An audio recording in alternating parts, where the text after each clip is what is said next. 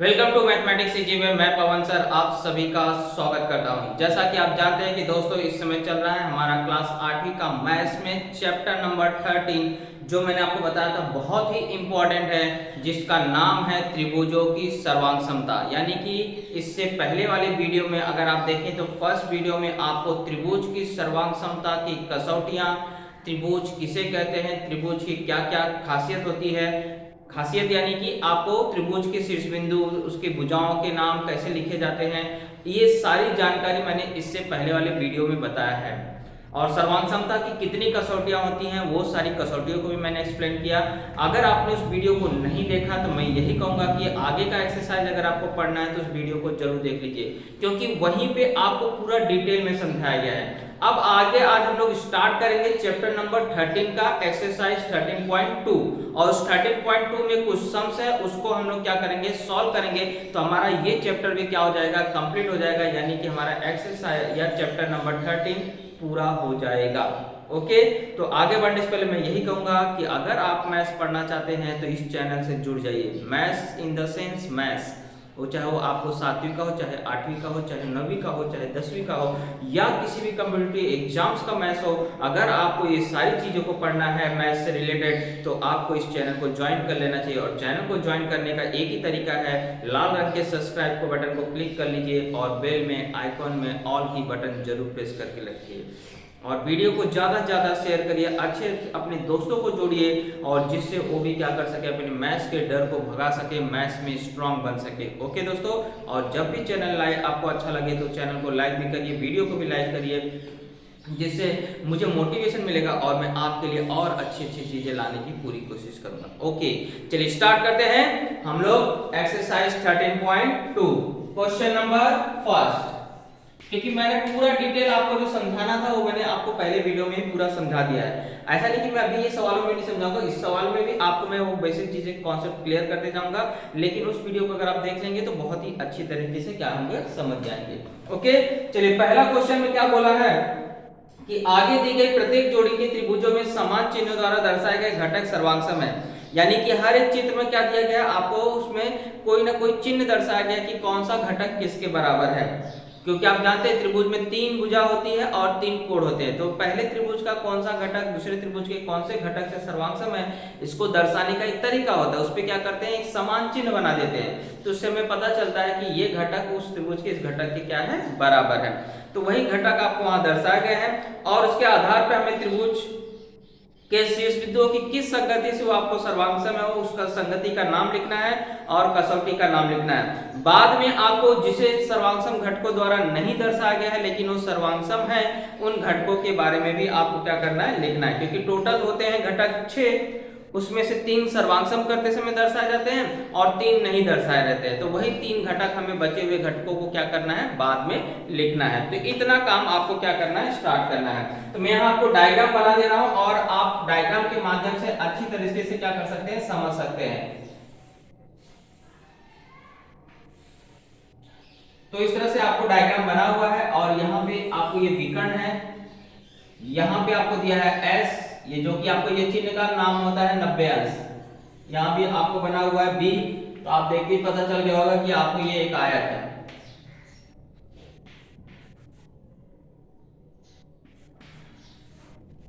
चलिए इतना दिया गया है, अब हम लोग क्या करेंगे, जो जो जानकारी आपसे पूछा उस जानकारी को लिखेंगे। तो सबसे पहले मेरा तरीका ऐसा है कि आपको क्या करना, कसौटी का नाम बताना है और बाद में शेष घटक बताना और संगति बताना है। तो हम लोग क्या करते हैं, सारे सवालों में एक काम थोड़ा सा एक्स्ट्रा करते हैं। क्या करते हैं, जो घटक यहाँ समान चिन्ह द्वारा दर्शाया गया उसे लिख भी लेते हैं। वैसे लिखने नहीं बोला है, लेकिन लिखेंगे तो हमें क्या होगा, बाद में समझने में थोड़ी सी आसानी होगी। ओके, तो जो घटक आपको यहाँ समान चिन्ह द्वारा दर्शाया गया उसे मैं क्या करता हूँ, लिख लेता हूँ। तो पहले मुझे क्या करना है, त्रिभुज के नाम ले लेने हैं, कौन से 2 त्रिभुज में हमें सर्वांग सम करना है। तो आपको एक त्रिभुज यहाँ बना हुआ है, एक त्रिभुज यहाँ बना हुआ है, इन दोनों त्रिभुज का हम लोग नाम लिखते हैं। तो त्रिभुज MST तथा त्रिभुज BPM में। ओके, संगति हमारा यहाँ पे सही हो भी सकता है, नहीं भी हो सकता है। संगति हम लास्ट में बताएंगे किस संगति, हमने अभी फिलहाल दोनों त्रिभुज जो हमें दिख रहे थे उस त्रिभुज का नाम लिख लिया। कैसे भी लिख लिया, एम एस टी लिख दिया, बी टी एम लिख दिया, जरूरी नहीं कि इसी संगति से सर्वांग संगति हम लोग बाद में चेक करते हैं। अभी फिलहाल हमने क्या किया, त्रिभुज का नाम लिखा है। अब मुझे इस त्रिभुज में क्या घटक बराबर दिखाई दे रहा है, तो मैं देख रहा हूं कि ये जो लाइन खींचा है ये आपको इसके ऊपर खींचा है और इसके ऊपर खींचा यानी ये भुजा है, क्योंकि मैंने आपको बताया कोण के लिए अंदर चिन्ह बनाया जाता है और भुजा के लिए उसके लाइन के ऊपर खींचा रहता है। तो एम टी एम एस के ऊपर देखो एक लाइन खींचा है, ऐसा ही समान चिन्ह कहां बना हुआ है, बी टी के ऊपर बना है, यानी मैं बोल सकता हूं ये भुजा और ये भुजा आपस में बराबर हो गई, क्योंकि या तो भुजा सर्वांग होती है या तो कोण।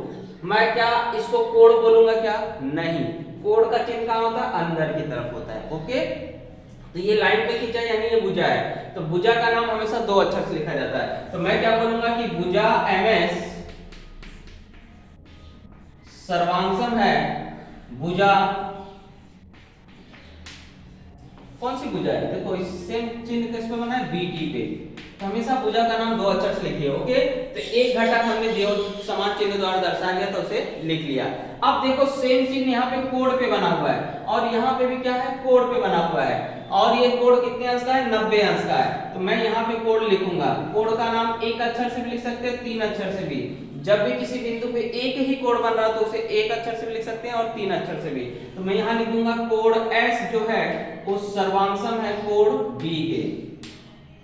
ओके, क्योंकि प्रत्येक कोण कितने अंश का है, 90 अंश का है। अब आप देखिए दो ही घटक तो दिख रहा है, दो ही चिन्ह तो दिख रहा है, तीसरा चिन्ह छुपा हुआ है, तो मैं देखूंगा कि वो या तो सामान्य भुजा होगा या तो सामान्य कोण होगा या तो शीर्षाभिमुख कोण होगा। तो अगर मैं देखूं तो ये जो भुजा है एमटी ये इस त्रिभुज का भी भाग है और ये त्रिभुज का भी भाग है ना, ये देखो ये लाइन जो है आपको दोनों में आ रही है, दोनों त्रिभुज में आ रही है, और जो दोनों त्रिभुज में आती है इसको बोलते हैं सामान्य भुजा। सामान्य भुजा के लिए मैंने बताया था कल ऐसा चिन्ह बना होता है, उसके ऊपर चिन्ह कभी ऐसा बनाया नहीं रहेगा, लेकिन आप जब भी वो सामान्य भुजा रहेगा तो उस पे ऐसा एस चिन्ह बना दीजिए, तो आपको पता चल जाएगा कि वो भुजा क्या है, दोनों में आ रही है। तो मैं बोल सकता हूं कि भुजा एमटी सर्वांगसम होगा भुजा एमटी के, क्योंकि ये क्या है, सामान्य भुजा है। तो तीन घटक अब आपको मिल चुके हैं। अब आपको क्या करना है, कसौटी का नाम बताना है। तो त्रिभुज एमएसटी सर्वांगसम हो गया त्रिभुज बीटीएम के, कसौटी का नाम यहां बता दीजिए। तो आप देखिए ये समकोण त्रिभुज है ना, ये 90 अंश का कोण है, 90 अंश के सामने वाली भुजा को बोला जाता है कर्ण। तो यहाँ पे जब भी कर्ण सर्वांगसम होता है तो एक ही कसौटी लग सकती है, कर्ण भुजा प्रमेय या कर्ण भुजा कसौटी। तो यहाँ हम लोग बोल सकते हैं ये दोनों त्रिभुज।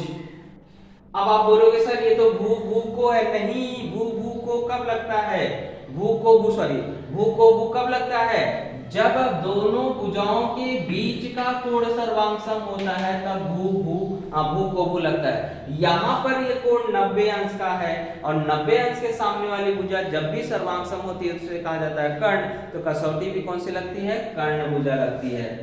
और मैंने आपको बताया था कि जब भी त्रिभुज समकोण होगा तो एक बार चेक कर लो कर्ण बराबर है क्या, अगर कर्ण बराबर हुआ तो एक ही कसौटी लगेगी, कर्ण भुजा। चलिए ये हमने कसौटी का नाम तो बता दिया, अब यहां संगति बताइए। संगति बहुत मेन है, तो संगति कैसे पहचानोगे, देखो S पे 90 अंश बन रहा है, B पे 90 अंश बन रहा है। पहले त्रिभुज का नाम कैसे भी लिख सकते हो, मैं मान लीजिए पहले त्रिभुज का नाम लिख लेता हूं MST। मैंने पहले त्रिभुज का नाम क्या लिखा, MST। अब दूसरे वाले को इसके संगत के हिसाब से बताना है। तो मुझे इतना पता है कि S पे 90 बन रहा है, यहाँ B पे 90 बन रहा है, यानी कि बीच में तो B आएगा। ओके, अब यहाँ बोला है MS सर्वांगसम है BT के, और अगर S B के साथ मैच करेगा तो इसका मतलब है कि M किसके साथ मैच करेगा, T के साथ ना, तभी तो MS और BT होगा, क्योंकि यहाँ पे आपको बोला है MS किसके बराबर है, BT के। तो अगर S का मैचिंग B के साथ है तो M का मैचिंग किसके साथ होगा, T। तो M यहाँ पहले लिखा है, तो यहाँ पे T को क्या लिखा है, तो पहले लिख दोगे। अब बचा क्या है, यहाँ पे T और यहाँ पे क्या बचा है, M, है ना भाई। ये M इस त्रिभुज का है और ये T इस त्रिभुज का है। अब आपको देखिए ये त्रिभुज में आपको M और T दो बार आ रहे हैं, तो यहाँ पे m का मैचिंग t है, s का मैचिंग b है, तो t का मैचिंग कौन हो जाएगा, m हो जाएगा। इस संगति से दोनों त्रिभुज क्या हो जाएंगे, समरूप हो जाएंगे, सर्वांग हो जाएंगे। अब इसके बाद मुझे शेष घटक लिखना है। शेष घटक मतलब क्या होता है कि कितनी घटक और सर्वांश में जो लिखे नहीं गए हैं। तो आप देखिए दो भुजा हम लोग लिख चुके हैं और एक कोण लिख चुके हैं, जबकि होती कितनी है, तीन भुजा और तीन कोण। तो जो बच गए उन्हीं को कहां लिखना है, शेष घटक में लिखना है। तो पहले भुजा देख लेते हैं कौन कौन सी हो गई है। ms हो गया है, ओके, ये भी हो गया है, बचा कौन है, st। तो st किसके बराबर होगा, यहां से मैच कर लो, st किसके बराबर होगा, bm के। तो यहां लिख दोगे भुजा st सर्वांशम होगा भुजा bm के। mb लिखोगे तो भी चलेगा, st के साथ bm दे, मतलब इन दोनों को ऐसा आगे पीछे लिख सकते हैं। चलिए शेष घटक में भुजा देखो कंप्लीट हो गई, एक यहाँ है, एक यहाँ है, एक यहाँ है, तीन भुजाएं हो गई है। कोण में सिर्फ एक ही लिखा गया है, ये वाला कोण, बाकी कोण बचा है। तो कोण देखिए नाम कैसे लिखोगे, तीन अक्षर से लिखना है। तो अगर m s का नंबर हो चुका है, ये नंबर खत्म हो चुका है, s सर्वांशम b बता चुके हैं, देखो यहाँ पे। अब m को बीच में लाना है, तो कैसे लिखोगे, smt, smt सर्वांशम। m का मैचिंग है कौन, t। तो यहाँ से s से नाम पढ़ना चालू किया था, यहाँ से कहां से पढ़ना चालू किया, b से, b t m, ओके, एक कोड हो गया। तो देखिए s खत्म हो चुका है, m खत्म हो चुका है, अब बचा कौन, t। t का नाम लिखना है तो कैसे लिखोगे, stm, उसको बीच में लाना पड़ता है। तो यहाँ पे t यहाँ लास्ट में था, यहाँ पे कौन लास्ट में है, m, तो कैसे लिखोगे, bmt। तो ये हो गया हमारे शेष घटक। तो यही काम आपको क्या करना है, हर एक आकृति में करना है, ओके। चलिए हम लोग स्टार्ट करते हैं सेकंड सवाल को। अब मुझे नहीं लगता इसमें कोई डाउट है, एक और सवाल करेंगे तो आपका डाउट और भी क्लियर रहेगा।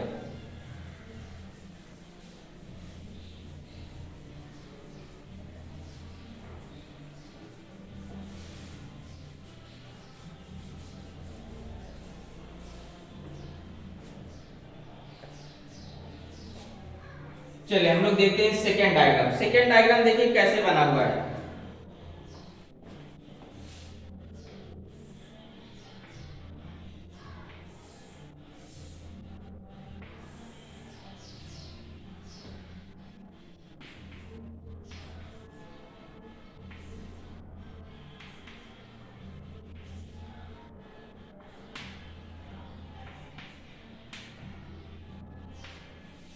ओके, चलिए सबसे पहले आपको दो त्रिभुज कौन से दिखाई दे रहे हो, त्रिभुज लिख लीजिए।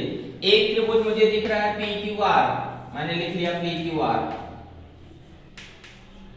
दूसरा त्रिभुज क्या दिखाई दे रहा है, कैसे भी नाम लिखो, पहले नाम कैसे लिख सकते हैं, STR। चलिए मैंने STR लिख लिया। हमारा संगति सही होना चाहिए, बाद में जब हम संगति बताएंगे वो सही होना चाहिए। चलिए अब हम लोग को क्या घटक यहाँ बराबर दिखाई दे रहा है, तो आप देखो ये लाइन के ऊपर ये लाइन मारा है, ये भुजा होती है, मैंने बताया था कोण के लिए अंदर चिन्ह बनाए जाते हैं। तो इसके ऊपर खींचा गया यानी भुजा, तो भुजा कौन सी आ रही है, PR, किसके बराबर है, TR के। एक लाइन इस पे, एक लाइन इस पे, यानी कि मैचिंग हो रहा है ना, तो मैचिंग हो रहा है तो कौन सी भुजा पे हो रहा है, तो भुजा PR सर्वांशम होगा भुजा TR के, ओके। ऐसे ही आपको दो लाइन देखो यहाँ पे बनाया, दो लाइन यहाँ बनाया, तो ये भी क्या है, भुजा है, तो QR सर्वांशम हो जाएगा किसके, RS के।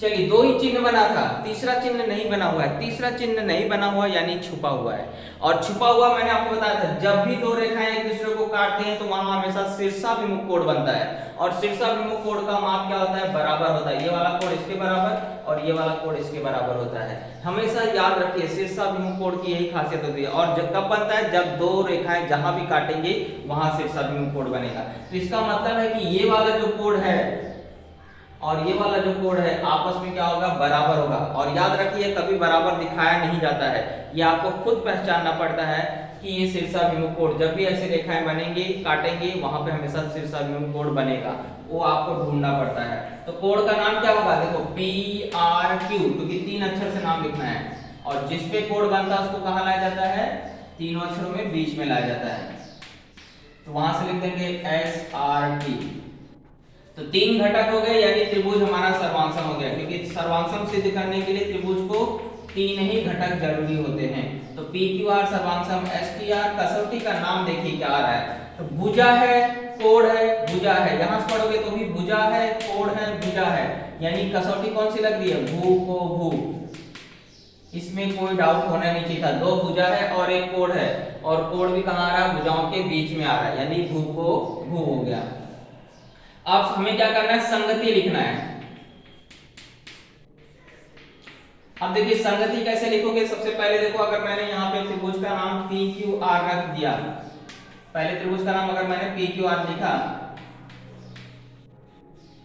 है ना, शीर्ष बिंदु की संगति में लिख रहा हूं, तो PQR लिखा। अब मैचिंग मुझे ढूंढना है। मैंने यहाँ पे P से स्टार्ट किया था और यहाँ पे देखो P से R पे गया है, तो PR किसके बराबर है, PR TR के बराबर है, यानी कि R का मैचिंग तो R ही है, तो इसका मतलब है P का मैचिंग कौन हुआ, T हुआ। तो यहाँ पे P से P का मैचिंग T है, इसलिए नाम कहां से स्टार्ट करोगे, T से। और Q का मैचिंग S हो जाएगा और R का मैचिंग R ही है। तो इस तरह से संगति बैठेगी। ओके, PQR की संगति होगी TSR के।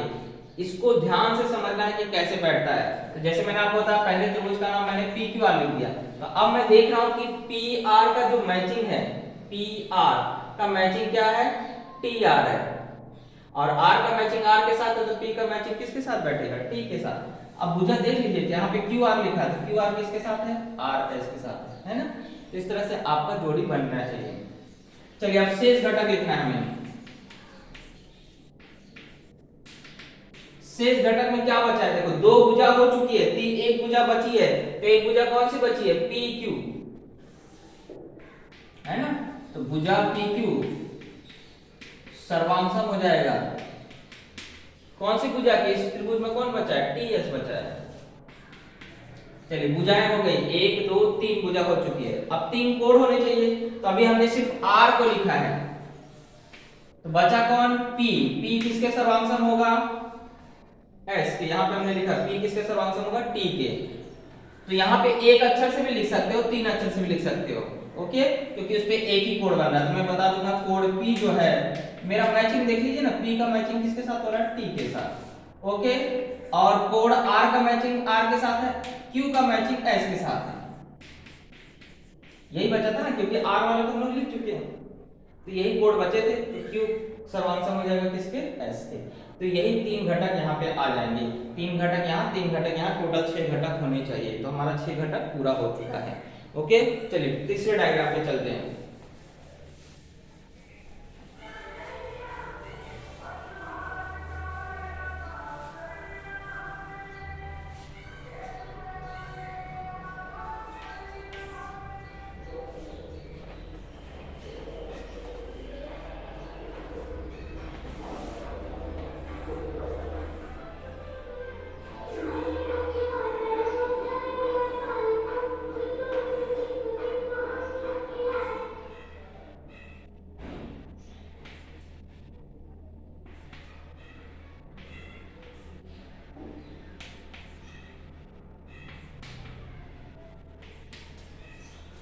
चलिए तीसरे का डायग्राम ये है, और इसके आधार पर हमें क्या करना है, सॉल्व करना है। तो मैं फटाफट देख रहा हूँ, यहाँ पे सिर्फ अंदर बना है चिन्ह, यानी कोण पे बना हुआ है, कोई भी भुजा नहीं दिया है। तो सबसे पहले मैं त्रिभुज का नाम लिखूंगा, त्रिभुज का नाम HDC।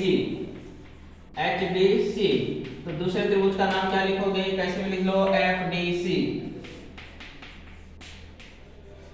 ओके, अब मैचिंग देखो, कोण H का मैचिंग कोण F के साथ है, एक ही कोण बनना, तो एक अक्षर से नाम लिख सकते हो, कोण H सर्वांगसम हो जाएगा कोण F के साथ। ओके, और इसके बाद देखिए C का मैचिंग C के साथ, ये वाला कोण, यानी ये कोण का नाम कैसे लिखोगे, HCD। सर यहाँ पे 3 अक्षर से क्यों लिखा जा रहा है, क्योंकि यहाँ पे देखो C पे यहाँ एक कोण बन रहा है, यहाँ एक कोण बन रहा है। जब भी किसी बिंदु पे एक से ज्यादा कोण बनेगा, तो कोण का नाम 3 अक्षर से लिखना पड़ेगा। तो यहाँ पे C पे कोण बन रहा, तो नाम मैं कैसे लिखूंगा, HCD। किसके सर्वांगसम होगा, यहां से नाम पढ़िए, C के, ये मैचिंग यहाँ पे दिखाया गया है, तो FCD। चलिए दो ही चिन्ह थे, दो ही चिन्ह हम लिख चुके हैं। अब तीसरा चिन्ह छुपा हुआ है। जब भी त्रिभुज ज्वाइंट में बने तो देख लीजिए एक भुजा दोनों में आ रही है ना, तो यानी ये सामान्य भुजा हो गई, दोनों में आ रही है, तो भुजा CD सर्वांशम हो जाएगा भुजा CD के सामान्य भुजा। अब तीन घटक हो गए, कसौटी का नाम पहचान लीजिए।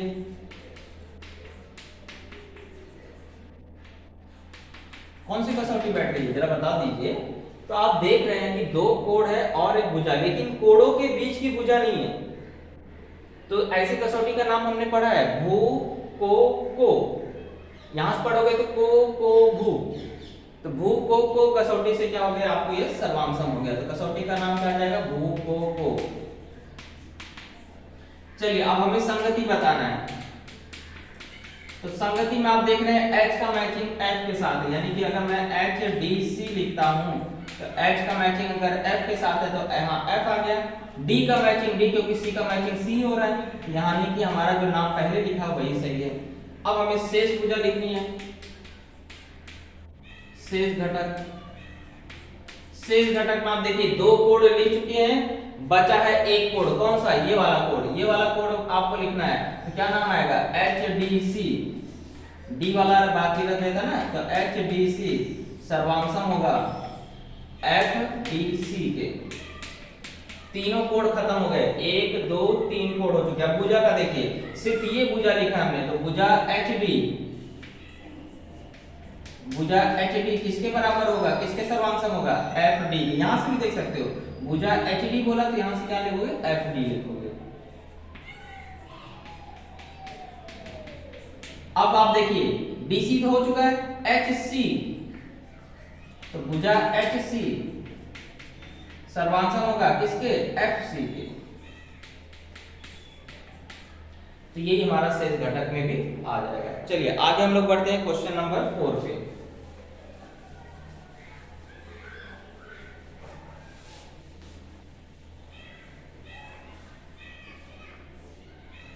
क्वेश्चन नंबर 4 मतलब पहले का तीनों कंप्लीट हो गया, क्वेश्चन नंबर 2 पे।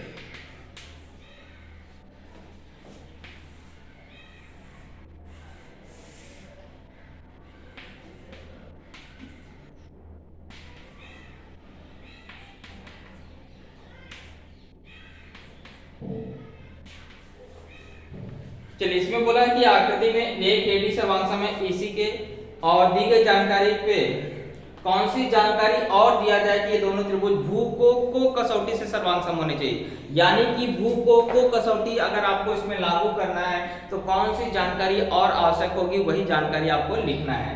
तो यानी कि मुझे भू को बोल रहा है, यानी कि अगर मैं इस दिशा से इस दिशा में जाऊंगा तो कोण A जो सर्वांशम होना चाहिए और ये वाला कोण सर्वांशम होना चाहिए, तभी तो भू को लगेगा ना। तो इस तरह से आपको बताना है कौन सा घटक आवश्यक है। तो हम लोग ले लेते हैं त्रिभुज ADC ADB तथा त्रिभुज CBE में। तो कौन से घटक जरूरी, सब वही चाहिए। तो आप यहां हेडिंग डाल देंगे कि भू को कसौटी से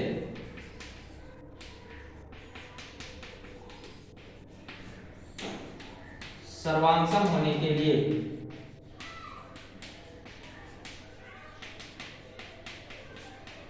आवश्यक घटक, ये हेडिंग डालना जरूरी है, क्योंकि आपको यही बोल रहा है कि कौन से घटक जरूरी है। तो सबसे पहले हम लोग बता देंगे कि भुजा तो दिया है, दोनों कोण ढूंढने हमें। तो कोण क्या हो जाएगा, एक मैं A ले रहा हूं तो नाम कैसे पढ़ोगे, DAB। कोण DAB सर्वांशम होना चाहिए किसके, DAB किसके सर्वांशम होना चाहिए, ECB के। और दूसरा शीर्षाभिमुख कोण, ये वाला कोण का नाम तो क्या आएगा, DBA है ना। कसौटी बोला है भू को, तो भुजा तो पहले से दिया है, ये चिन्ह है, भुजा दिया है यानी दोनों कोण ढूंढना। तो मैंने भू को के लिए यहाँ पे भुजा था, अब ये कोण ले लिया और ये कोण ले लिया, तो कोण का नाम क्या आ गया, DBA सर्वांशम हो जाएगा किसके, CEB के। सॉरी बी वाला कोण लिखना है ना, तो CBE। तो ये घटक आपको जरूरी है। एक ये हो सकता है या दूसरा ऐसा हो सकता है कि कोण मैं इस दिशा से इस दिशा में ना आके इस दिशा में जा सकता हूं, तो एडीबी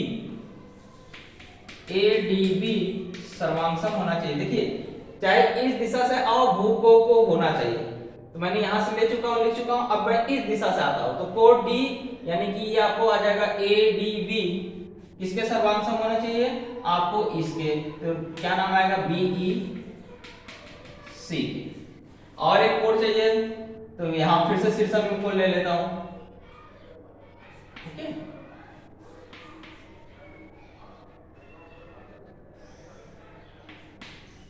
तो मैं देख लिया कि कोड डी का मैचिंग कौन है, ई है, तो ई यहां पे आना चाहिए, लिख चुके हैं। और इसके बाद अगर आपको देखा जाए तो मुझे कोड ये वाला लिखना है, तो ये वाला कोड का नाम क्या होगा, यहाँ पे एबीडी सर्वांगसम, फिर से ईबीसी। तो ये दो पॉसिबिलिटी है आपको भू को कसौटी से सर्वांगसम होने के लिए। यहाँ पे दो कोड मैंने बता दिए हैं कि अगर आप इस दिशा में जाएंगे तो ये वाला और ये वाला कोड होना चाहिए, तो भू को हो जाएगा। अगर इस दिशा से आएंगे तो भू को यानी ये कोड और ये कोड जरूरी है, और ये कोड का मैचिंग कौन हो रहा है, यहाँ पे ई हो रहा है, और ये वाले कोड का मैचिंग ये हो रहा है। तो इस तरह से आप क्या कर सकते हैं, जानकारी लिख सकते हैं। तो इस तरह से हमारा एक्सरसाइज के अवार्ड 13.2 यहाँ पे कंप्लीट हुआ। तो अगर आप वीडियो अच्छा लगा है तो लाइक करिए, शेयर करिए, चैनल पर नए हैं तो दोस्त जरूर सब्सक्राइब करिए। अब मिलते हैं अगले वीडियो में, तब तक के लिए जय हिंद जय भारत।